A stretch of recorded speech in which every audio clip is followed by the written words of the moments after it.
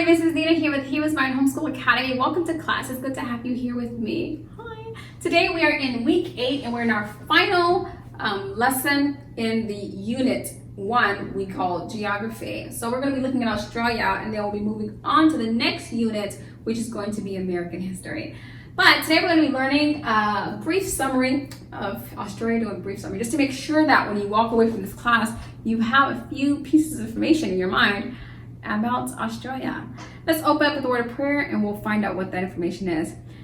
We thank you, Lord, for this time we have to learn and grow. We seek to do the best we can and add to what we know. We love you, God, with all our hearts, and to others' love we show. Pleasing you is our goal.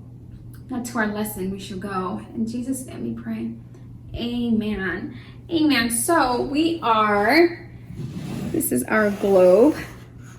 And every time we do any searching for a country on the globe, whether it's a country or an entire continent, we always start with reference to the USA. That way you can kind of have an idea, have a point of reference. Here's the United States of America.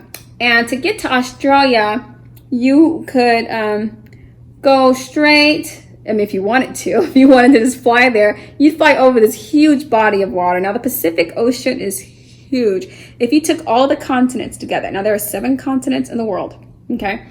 If you were to bring all the continents together, all the land, we're talking about masses of land, they would all fit in the Pacific Ocean. Okay, now that's a big ocean.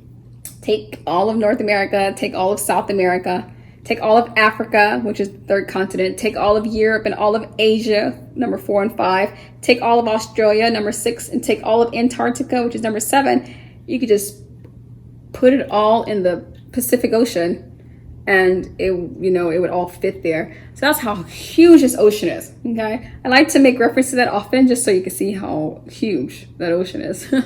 Okay, now with that being said, with reference to the USA, if you want, you can cross the North Pacific down into the South Pacific Ocean, and there's Australia. You could also take the other way. You could fly over the Atlantic, go past Africa, and get into Australia that way.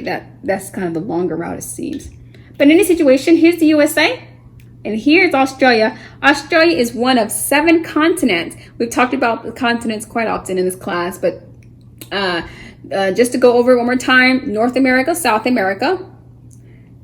North America's all of this, including Canada and Mexico. South America's down here, including Brazil, Paraguay, Bolivia.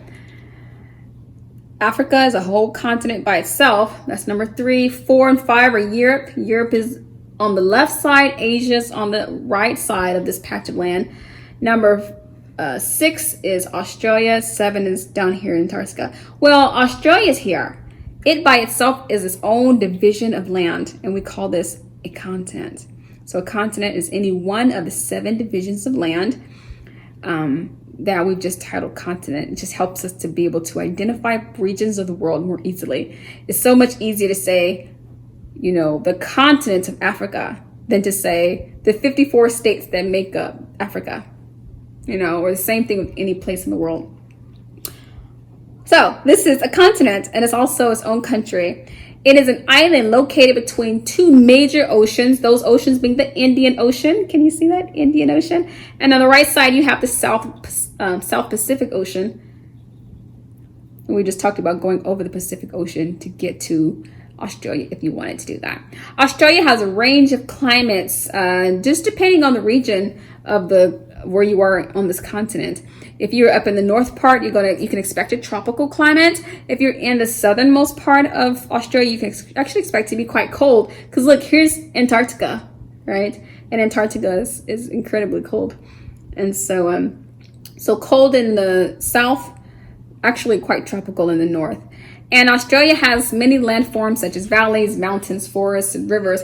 But it is also a rich source of minerals, like iron and things like that. And so that's where they get their natural, that's what they use to create and to export to places all over the world and to use for themselves.